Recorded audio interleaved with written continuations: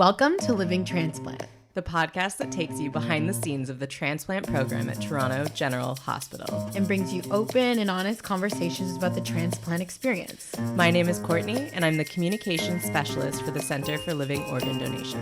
And my name is Brittany. I'm a bedside nurse in the Ajmira Transplant Center. Full disclosure, we are not physicians. No, and we are not here to give you medical advice. Think of us like your guides through the world of transplant as we know it. Whether transplant is your past, present, or future, your passion, or your curiosity, Living Transplant will show you the world of transplant like you've never seen it before. Welcome back to Living Transplant. Today we're wrapping up Heather Lannon's story. So if you haven't listened to part 1, which was our last episode, we strongly encourage you to go do that now. Actually, we demand that you go do it now. So don't listen to part 2 without listening to part 1. So if you haven't listened to part 1, go do it right now. It should be like in Spotify or Apple Music where it's like you can't listen past this point if you haven't like played a prerequisite. Exactly. Yeah. Where we last left off with Heather's story, just to jog your memory, was after a complicated and unsuccessful transplant, Jamie passed away peacefully at Toronto General. Picking up from there, we're getting into Heather's PhD research on the connection between home and the transplant journey. Fun new word to add to your vocabulary from this episode is, Courtney, take it away. Autoethnography. So essentially, it's a type of research that uses self-reflection and writing to explore a personal experience and connect it to the wider meaning and understanding of other social and cultural issues and experiences. Very what cool. She said. Okay. So this episode also digs a little deeper into what it's really like to be a caregiver, the good, the bad, and the ugly, as well as mental health for patients with chronic disease. Some really fascinating and raw insights in this episode. Oh, and Heather also gave us a little something to share with everyone. So you'll remember from last episode that Jamie was a musician, and Heather gave us a recording of his song, The Heart Pump Blues, which was performed live for a group of friends and family. So we'll play that at the end of the episode for you all. So without further ado, part 2 of Heather Lannon.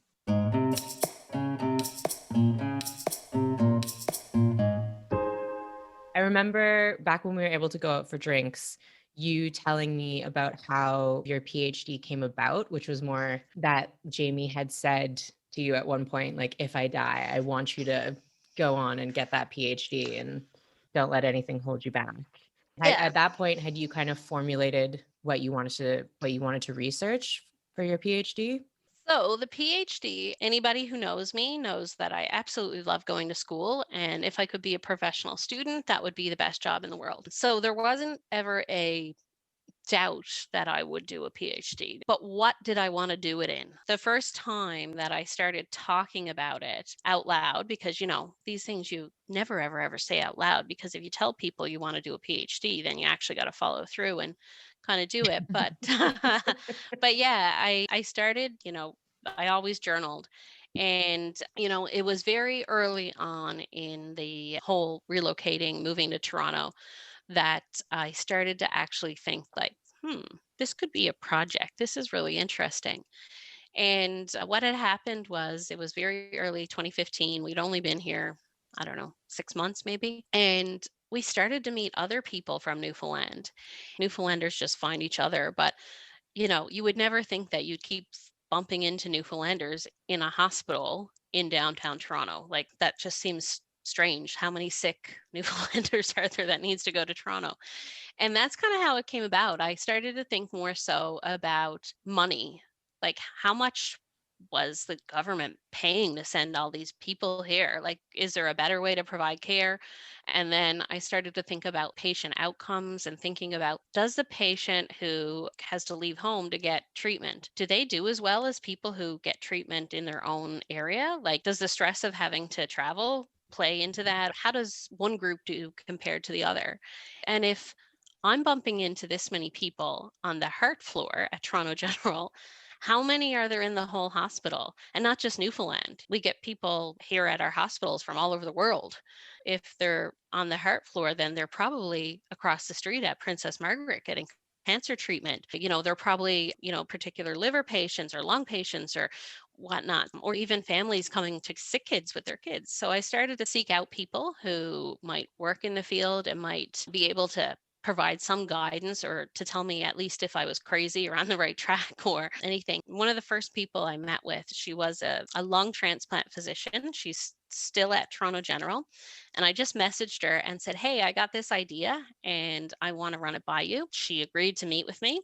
I think Jamie was an impatient and I just walked upstairs to her office and I ran the idea by her, and she actually said it was a really good project. And I remember sitting there going, oh my God, I just met with this person who's so into transplant and was probably one of the heads of the transplant program. And she thinks that what I'm saying makes sense. And she gave me some really, really good advice because I really was looking at outcomes and I was looking at finances and all kinds of things. And I have a social work background. So she said to me, stick with what you know. You know social work, you know mental health. Why are you trying to look at the financial piece? Why are you trying to look at outcomes like a medical piece?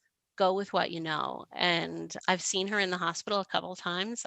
She has no idea, I think, who I am, but eventually I'll go back to her and tell her that, she was really instrumental in making me think of how to put this all together into a project.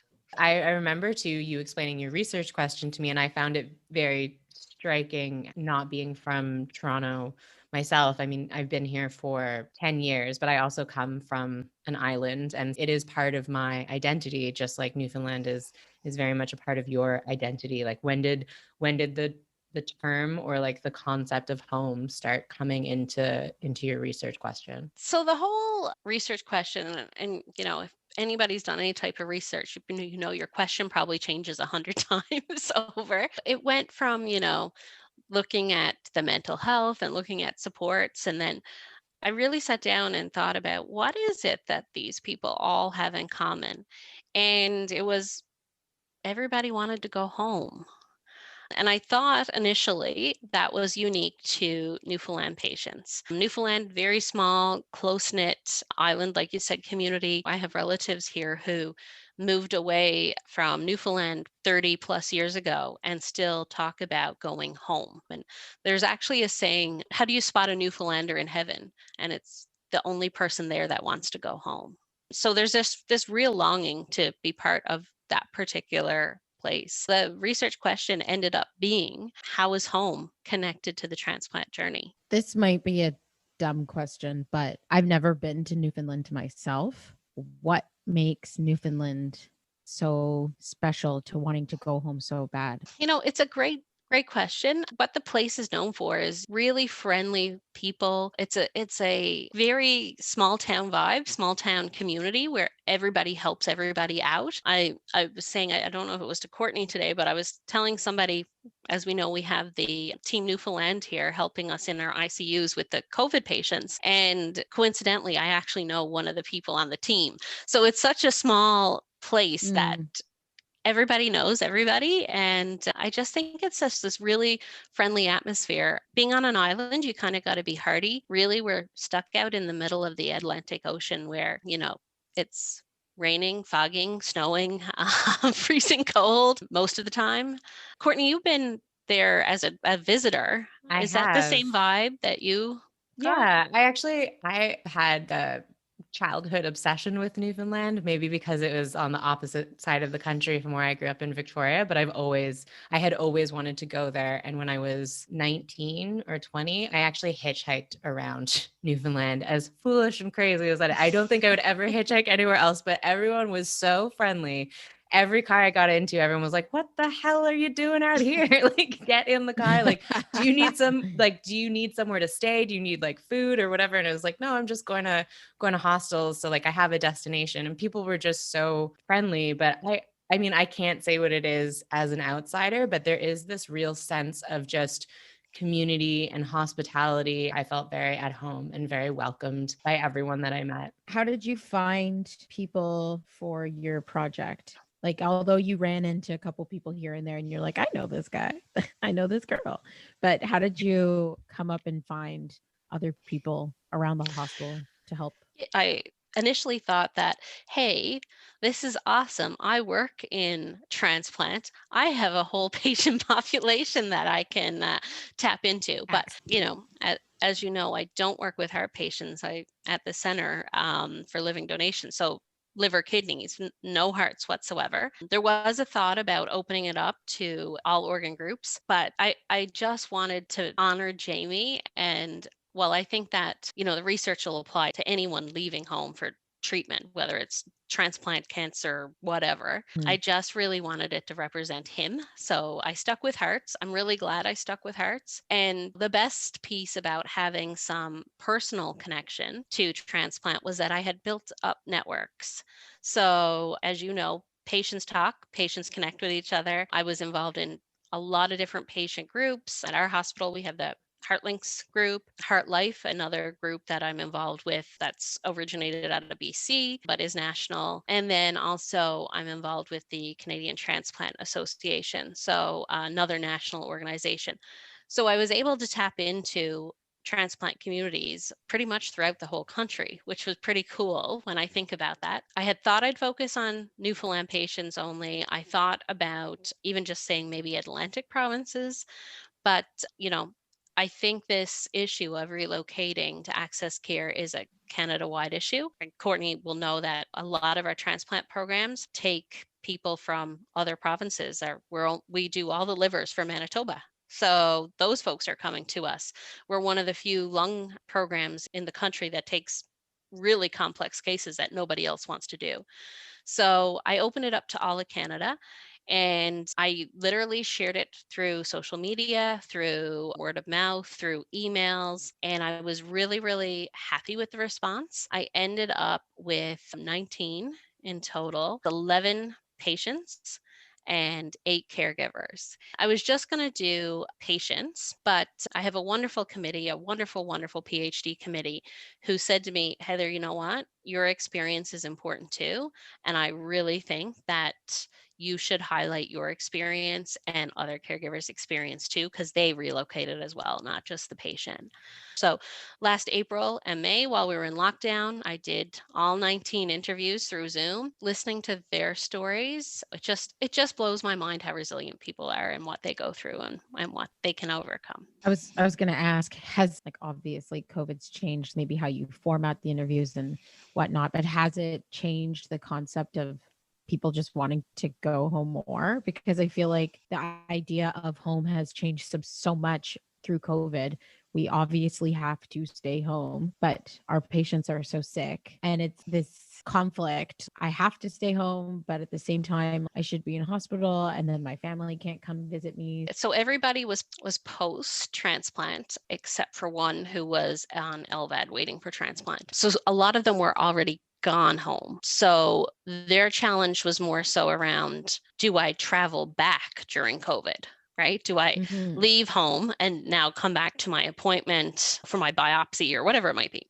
So that was their challenge. But for the people who were still away, I think isolation was playing a big role. But, I did 19 interviews, and in every single interview, I could see a little tiny bit of me or Jamie. Some more than others, but there was some that I really felt like the person was regurgitating my story. And was that challenging? Like, I don't think we can just easily gloss over how insane it is that you relocated here for your husband's heart transplant. He passes away. You decide you still want to work in transplant. You want to do your PhD in transplant. Like, how does that not all get muddled up when you're interviewing these people and hearing their own individual stories? How do you separate the personal from the academic? You should be on my committee. They ask me that all the time.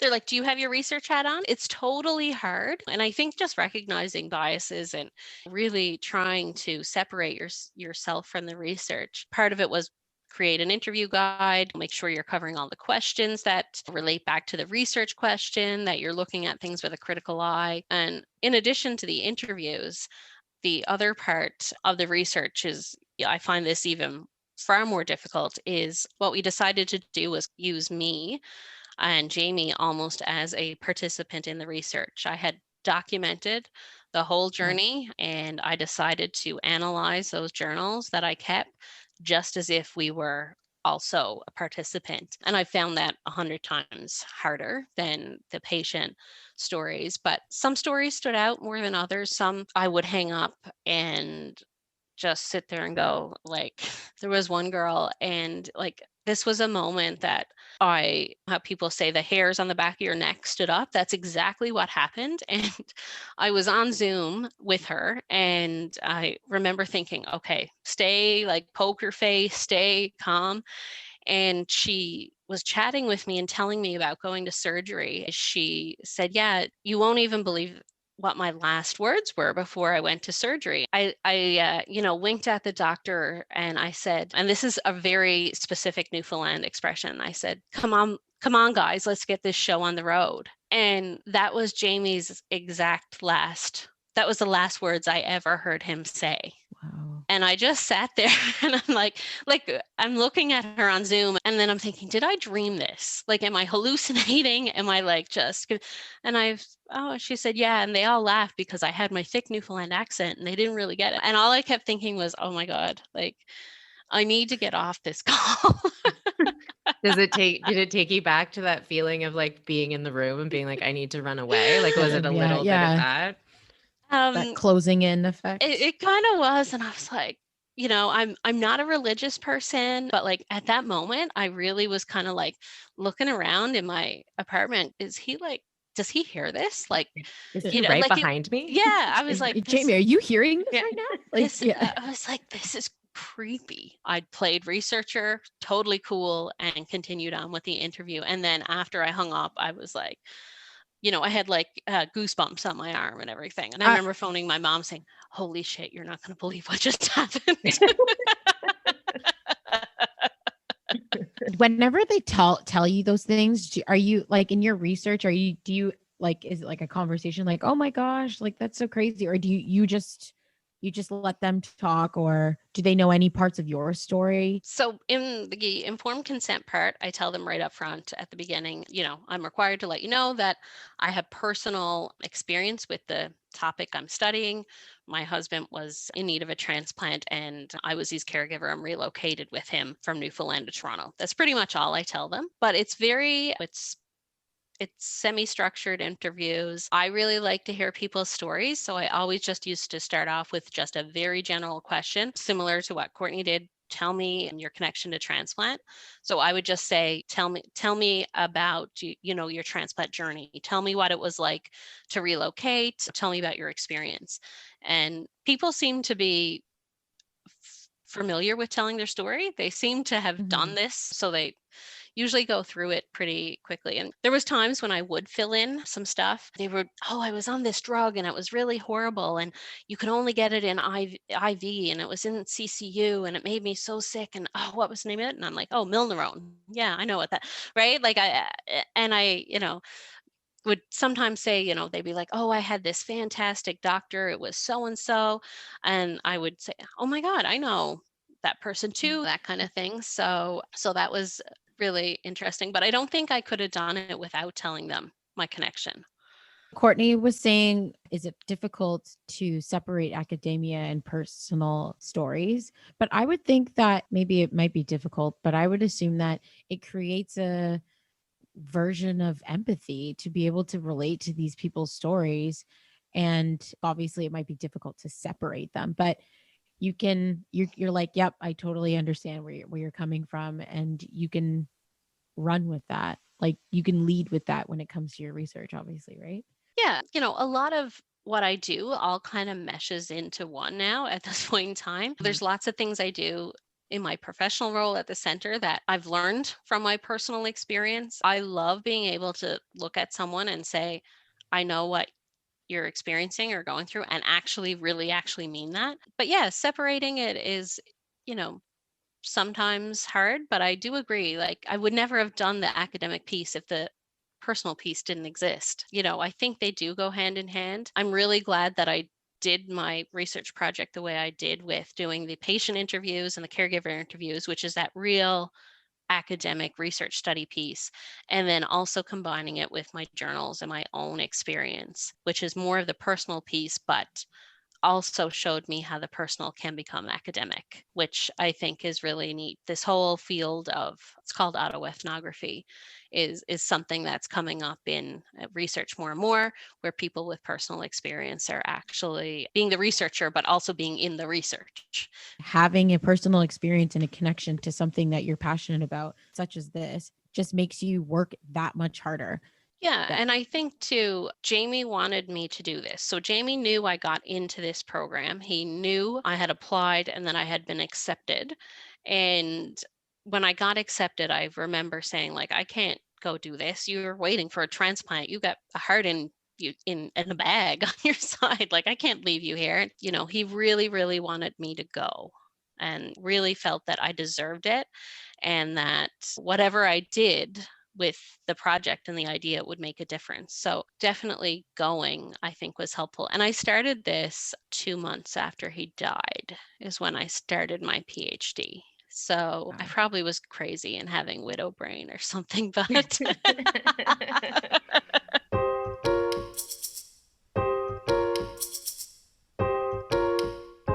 so both the patient interviews as well as my own journals showed us three key things. So it showed what the challenges were for both patients, caregivers, and me, what the supports or what things helped, and then also the definitions of home.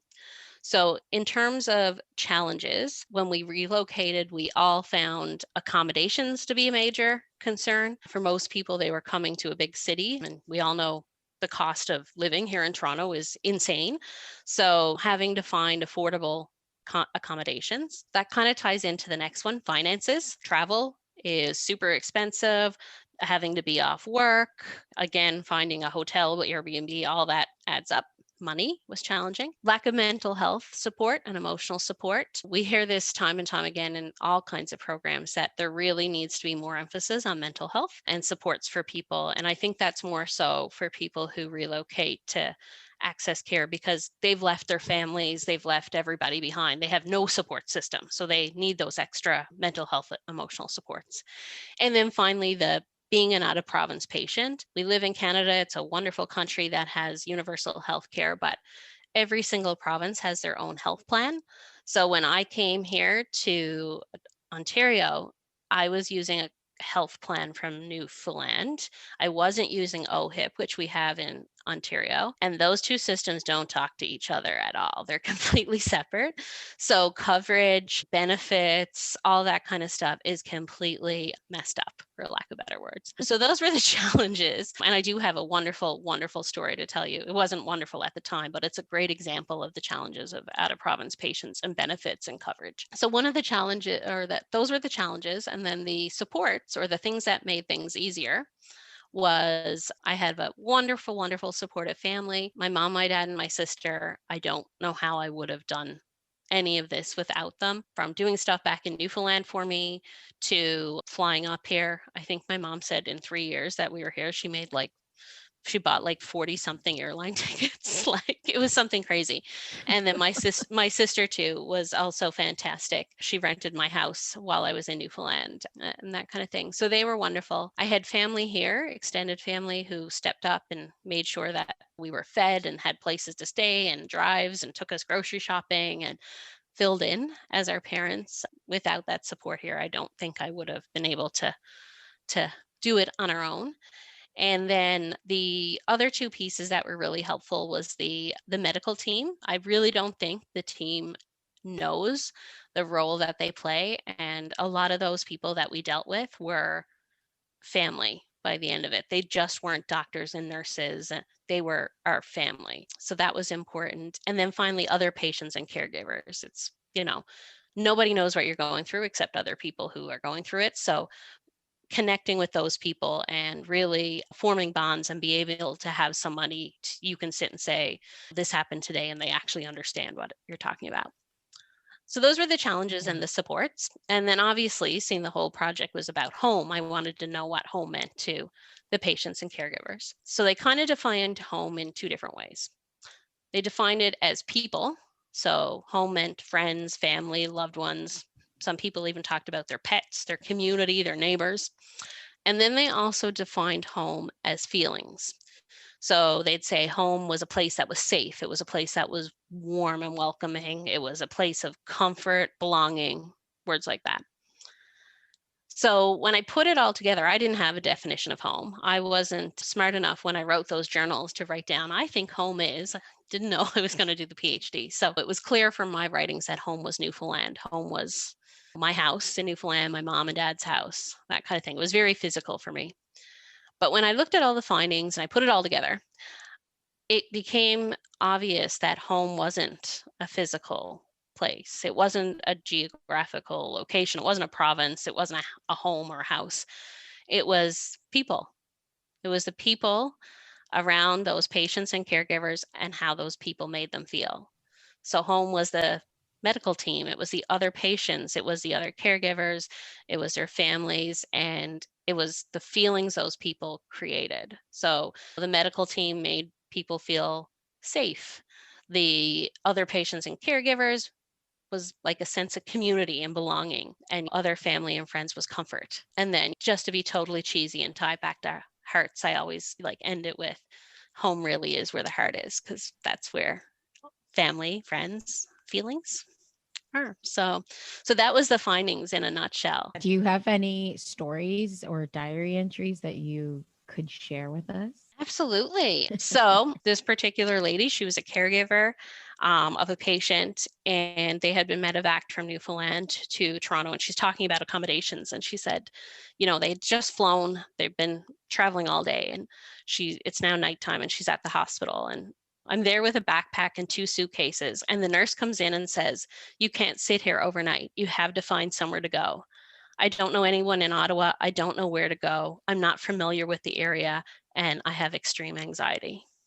And she actually was told to leave and found, luckily in Ottawa, they have a residence close by that patients can stay at. But she was this was like 11 p.m. at night trying to find somewhere to stay after just being told your husband had to be medevaced. So, I think, that's really important for medical professionals to realize, like, yes, you're there taking care of the patient is a priority, but this is also important to care for the family too.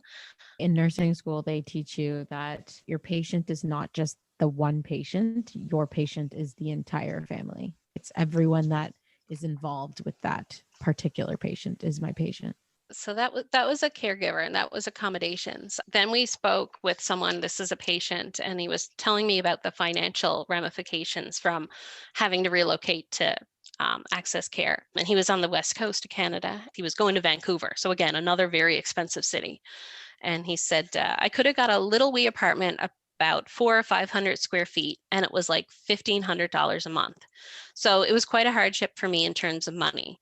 But I said, there's not going to be any money if I die one way or another. I just want to live. It was pretty stressful. I drained my sources so bad that I had to declare bankruptcy. I lost everything.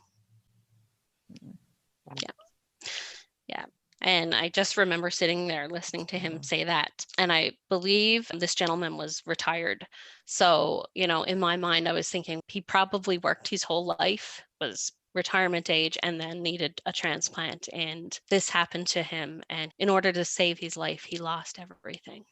So just makes us think about the position that we put people in. What are you going to choose? Are you going to choose to live or exhaust every single amount of savings? Yeah. I know that Jamie was not a huge fan of Toronto, and understandably so, given that all of his associations with Toronto were being sick. Do you have any journal entries that talk about Jamie's yearning for home and any of his definitions of home, or any quotes that reflect what you remember Jamie's definitions were? I really wish that I had to. Obviously, hindsight's 2020, but I wish I had to think then, hey, I'm going to do a PhD on home. I better document all this. Oh my But God, don't be ridiculous. I was actually going to write a book. That's how it all started. I was documenting it because I wanted to write a memoir or something. But with Jamie, I really think that the move really impacted his mental health, and that really, really suffered. He was normally a happy-go-lucky, real comedian jokester type person. And when he got here, he just kept getting sicker and sicker, and nothing seemed to be working. And he just turned into a very depressed, if I want to be really honest, very difficult to live with person. He was very, very moody, very agitated easily, and just was really on edge at all times. And I had a big section here on Jamie's mental health, because I think that played a really big role and ties back to the piece I talked about, lack of mental health services. And he did have access to psych at Toronto General for the first little while. He also had access to mental health nursing, which was helpful, but I don't feel like it was enough. The anxiety was a little bit over the top, to say the least. And I don't mean that disrespectfully, but he was so anxious. And you can kind of understand it when people are telling you that you have a life-threatening illness, you could die. This is a March 2015 entry that I had written. What was going on here was the plan had been to see if Jamie would be able to function, I guess, in real life. The doctors had put in his pacemaker and defibrillator and had wanted him to get kind of back out into the real world to see if, it made a difference and if he could actually go to work, do things that he enjoyed. So it starts with, I get a call from Jamie. He was supposed to go to work for 1 p.m., but he tells me he just can't do it and that he is not able. My plan had been to go to the gym, but that changed, and I ended up going home to make sure he was okay. I even did the "Are you going to hurt yourself" checklist before I left to head home. I really didn't think Jamie would do anything like that, but there have been so many times that I heard him say, "I don't know how much more of this I can take. It's so not fair." And then the entry goes on to talk about the next day. So it says, he woke me up in the middle of the night thinking he was dying. He was burping, throwing up, and urging a lot. I asked him if he wanted to go to the hospital, and he didn't. He kept saying that he didn't know how much more of this he could take. I got him an Ativan and calmed him down. He got in bed with me. I rubbed his back and talked to him until he fell asleep. Finally, he went to sleep, but I did not. I think when I read stuff like that, one, I think Jamie was lucky that he had a social worker for a wife, but I think it also kind of goes to show the amount of pressure too that sometimes the caregiver takes on. It was pure luck that I had mental health training. It was just pure luck. I can't imagine somebody with no skills in that area having to deal with someone who was having severe anxiety, depression. Do I think he would have harmed himself? I don't really think so, but I also know that everybody has a breaking point, and that wasn't the first time that I did a suicide checklist just to make sure. So yeah, you take on really interesting roles when you're living with somebody who has chronic illness. It's not just the wife or the, partner. You take on all kinds of weird jobs. It's funny that there's obviously no crash course to teaching all of the different roles that the caregiver plays, because it's one thing to be somebody's wife or husband or whatever, but you're not really expecting to take on the role of a nurse, a social worker, a doctor, literally every single role. I say that because just before we got on this call, I had this exact conversation with one of my patients, trying to give her a very quick 5-minute introduction to how to measure vital signs. And I said, this is exactly what I would do if this was my husband or caregiver, but I can't put this into 5 minutes. I can't put this into 20 minutes. These are things that once you get sick or when you get a transplant for the caregiver, there's so many roles that they have to play. There's so many hats that they have to wear, and they don't get anything.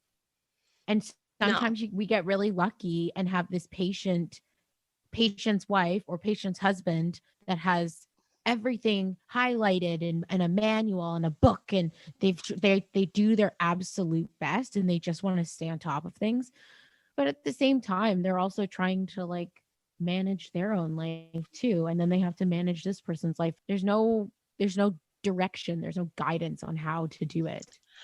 And I think, I always think that I'm lucky because I wore the patient caregiver hat, and now I get to wear the staff hat, which is really Mhm. interesting to say the least.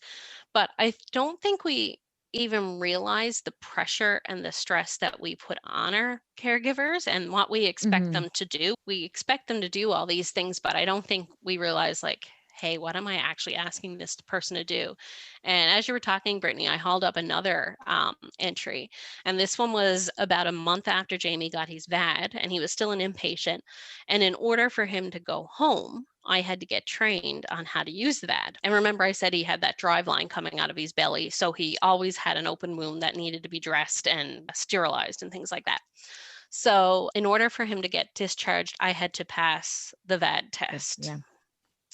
Bet. And, anyways, I met with the nurse practitioner, and this is what happened. She would need to test me about the VAD in order for Jamie to be discharged. She came and asked me about the parts of the device. I went on and explained everything about each part. I was at the point that I was not going to let her fail me. I then had to do the dressing change. The nurse told me I got 85%. She took off points because I touched my glove off my shirt, which meant I contaminated it. Because I Mhm. didn't get 100%, Jamie was not allowed to be discharged. To No. say he was mad at me is an understatement. I was mad at myself, and I felt it was my fault Jamie was still in the hospital. I can't even comment on the amount of pressure I feel. Oh, Heather. Oh, past Heather. That breaks my heart.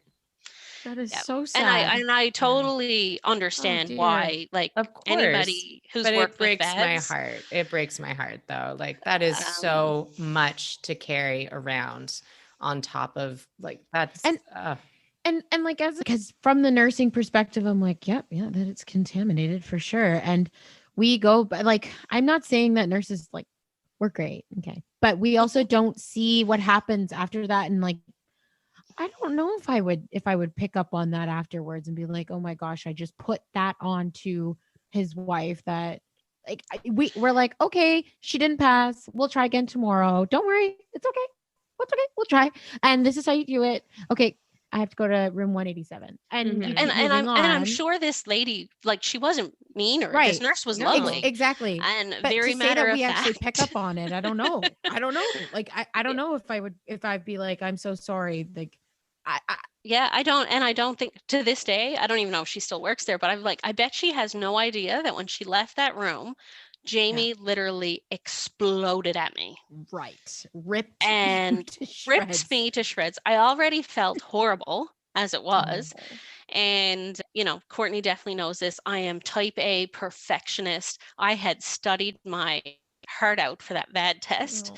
And to know I failed was like I failed him. And he was in that bed another day because of me. And he Dear. really wasn't very nice. I think he had been in hospital about 6 weeks at that point. He was really struggling mentally with that long time frame. I did pass the next day, thank God. Of But course you did. Of course you But did. like it's so Of interesting course though you because did. like those feelings, Jamie being upset, you being frustrated with yourself, those feelings aren't on anybody. Like all of those Mhm. reactions make perfect sense, but like what an extra it's so emotional what the caregiver experience is. Like there's a lot of focus on the patient, rightfully so, but like there is a lot that the caregiver has to take on and you have to kind of not you can't break. You have to be able to hold it all and Yeah. hold it together. It's a lot of responsibility and a lot of pressure. yeah, Mm. and obviously did these not knowing I would ever, ever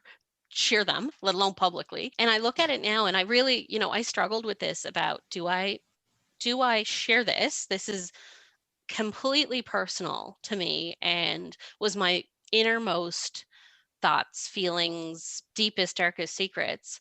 And I chatted with my committee about it. I went back and forth on it and I said, you know what? Like, if I do this and if it helps one person, it'll be worth it. Because I think a lot of people are probably feeling that exact same way, but we're all afraid to say it out loud. 100%. 100%. So, 100%. I you know, what also 100%. kind of on the same note just of these little stories of Jamie and just on his mental health. What is it like for you to talk about Jamie and share all these stories and relive all these times where like you said he was miserable and he wasn't himself. He kind of became this very anxious and depressed version of himself. What is it like to relive your relationship with him when it wasn't really at its best for totally understandable reasons. I think it's the truth. I think it's raw. I think it's honest, but it's also ironic too, because when somebody dies, and I think this happens for most people, that person becomes almost godlike or angel-like.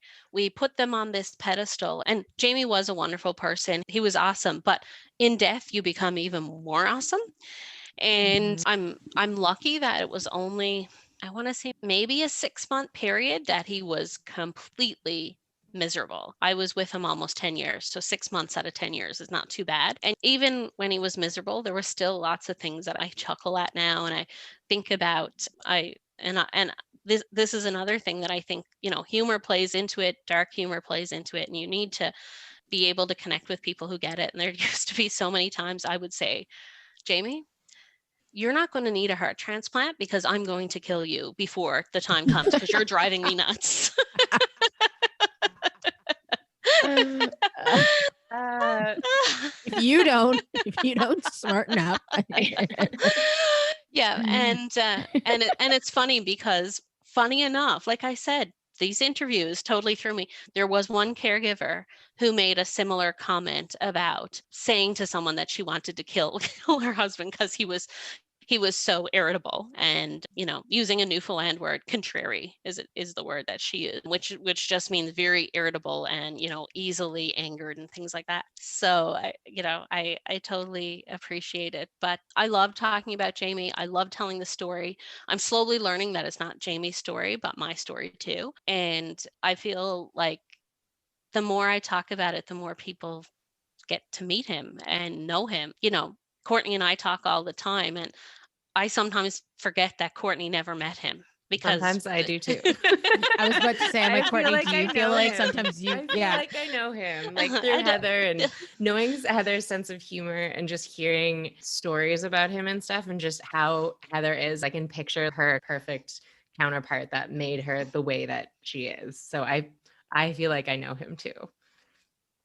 Honestly, I thank God every day for caregivers like yourself, because when I have a patient, especially in this new role as a coordinator, I thank them so much. I'm like, you are the perfect patient. Thank you so much. You seriously got a good one. I said that to one of my patients last week. I was like, you got a good one. You really found a solid gem. And he's like, yeah, everybody keeps telling me that. I'm like, she's really great. But it's sad because not everybody has a person that is as good as a caregiver as someone like yourself, Heather. I think it's also lucky though that, like we were kind of talking about before, Brittany, I think it was you who said that, like, it's just so lucky that Heather had kind of all of this knowledge in her pocket already and just had to kind of, not saying that it's not hard to apply it to when it's happening to you, but it's, no, so it many is people hard. have to it is fill, it is and hard. so many people have to fill a role that they've never filled before. That they've never played. They're wearing so many hats. Yeah, you're the nurse, the pharmacist, the doctor. I was social work, rehab. He was doing an exercise program. I was dietitian. I was home making ketchup with no salt, meal planning, all that kind of stuff. Heather has like the stories of Heather and like her domesticity and her just how rigorous you were with like making Jamie his own sodium-free ketchup. Like, dang, that's love. That's love. That's love. Okay. Yeah. And and that's like a perfect example, because I'm sure, Britt, this fluid balance is so important. Yeah. Measuring pee, like, I can't want someone to measure pee. I'm your girl. Like, I know how to measure that's pee. That's another thing that I don't know how to tell my patients. I'm like, I don't know how to tell you this, but you need to, what goes in must come out. Yeah. Right. And tell me when there's a deficit. I've measured pee. What else have I done that's really funny? So with the VAD, you can't, I think they now have shower bags, but at the time they didn't have that. So you can't get a shower because you can't get the VAD wet. So like we were sponge bathing Jamie for like 2 years. And I think I used to end up covered in way more water and soap than Jamie. I don't even know, like, picture bathing your dog in your bathtub and like times it by a 200-pound man. Like, it was just really funny. Just like, it was just hilarious. And even stuff like, and he used to tell this story, so I'm not telling anything that he wouldn't mind, but like he, at one point he had a rectal bleed and needed to go to the hospital. And I had enough foresight to get a Tupperware container and a plastic spoon and scoop the feces out of the toilet and bring it with me. And Nice, that Heather. ER nurse loved me and said that I was awesome. And Jamie was like, "You're disgusting." And I'm like, "Yep." You're disgusting. But I had all the supplies, right? I had the sterile gloves. I had the whole, I was like, we Yes. need to bring a stool sample and pack it up in my sandwich Segue. container and take it on.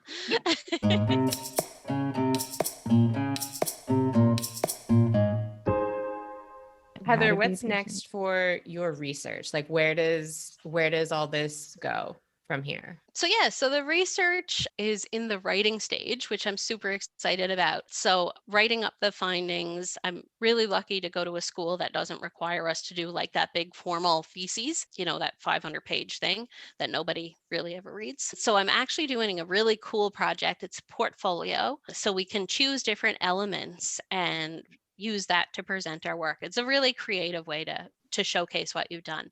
The first thing I did, I had wanted to do a TED Talk because I was like, that's going to get out to patients, families. It's very user friendly. Everybody loves them. That was my initial thought. And then COVID hit, and obviously TED Talk wasn't happening.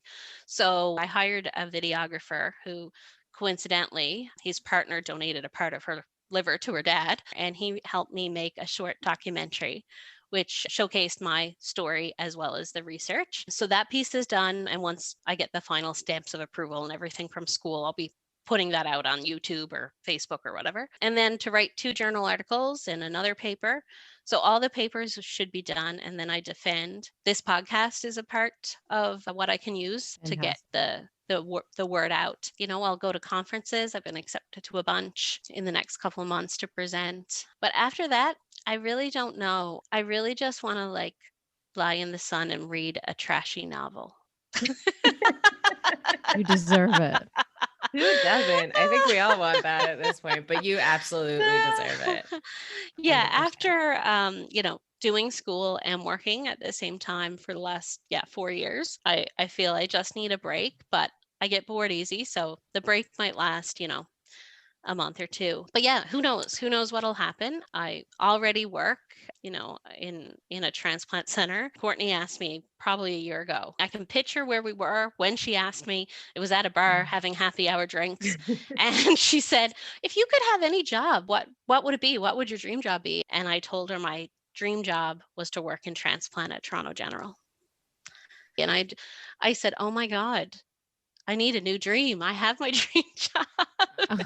And it was to work. Yeah, it was to work at Toronto General Transplant. Yeah. So I thought That's amazing. that was kind of neat. So I don't have a new dream yet. Will I do a postdoc? We'll see. I was about to say, would you do another PhD? I told my dad the other day I'd like to be a surgeon, a transplant surgeon. You should do it. Going back to school for a casual 10 years. Yeah. I don't know. I really don't know. Now that I've started to really talk about the nitty gritty of what happened to me, that book idea that I had so long ago might be a possibility. I want to help patients and caregivers. I think research does that, but even in my current role, my favorite part is that one-on-one interaction with people. I miss that so much during COVID, like actually physically being there with somebody who's going through the journey. And you are so good at that too. When we were talking about blending the academic and the personal, or the professional and the personal, like you are truly incredible at that. Because I think it just comes to you naturally to you be the person that you wish you had. Like you have that mindset in every interaction you go into with people, and you do a fantastic job. I think we're so lucky to have you, and I'm so happy to work alongside you. You really are my bestie. And I miss sitting by you every day because of COVID. I'm so glad to have you on the show. Like I said, we need more people in this world. Our patients need more people like yourself as a support person and as a caregiver. So thank you for being that caregiver for Jamie and conducting this research on it and shedding a light on how important it is for these people to be recognized. Absolutely. I think you're so unique, Heather, in the way that you have had this personal experience, and just the way that you are and the way that your brain works, you're also able to use that personal experience and look at it with a research hat and go down this kind of road with this perspective that a lot of people like wouldn't be able to do, just to kind of relive that experience constantly. But I think it's something amazing and unique about you, and I love it. It Yeah, is recorded, right? it's been fun. Yeah, Yeah, it's absolutely. recorded. Yeah, as we've been saying, I sit next to Courtney when it's non-COVID, and I've been, hearing about all the wonderful things and about the podcasts and the guests, and I listen myself. So, totally honored to sit with you guys and chat, and hopefully help somebody else who might be having some challenges or struggles along the way. So, thanks, guys, so much for having me.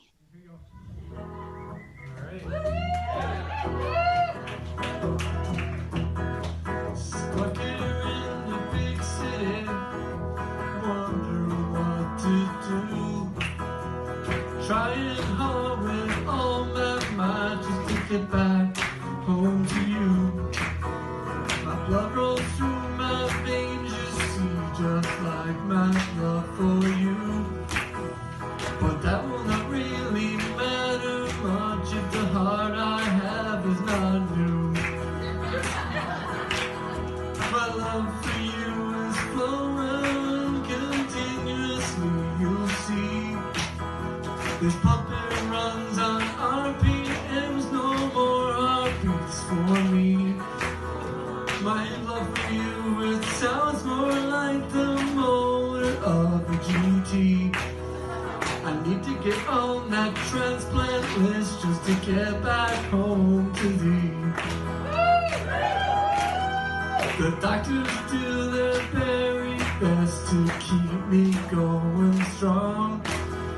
You're never far from my mind, dear. My machine keeps pumping on.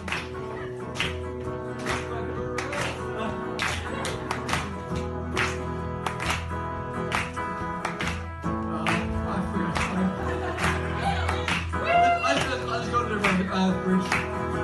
Watch your mind, having trouble sleeping, honey. You're always on my mind. Spend my time thinking, wishing I was drinking more than 3 bottles of water at a time. So please, love, do not worry. I'm not losing hope. I'm getting back to you right soon. This is not a joke. You're just battling to get over the hump. Never forget I love you, dear, from the bottom of my pump. My love is flowing continuously, you'll see. The pumping runs on RPMs, no more heartbeats for me. My love for you, it sounds more like the motor of a GT. I need to get on that transplant list just to get back home to thee. My love for you, it sounds more like the motor of a GT. I need to get on that transplant list just to get back home to thee. I need to get on that transplant list just to get back home to thee.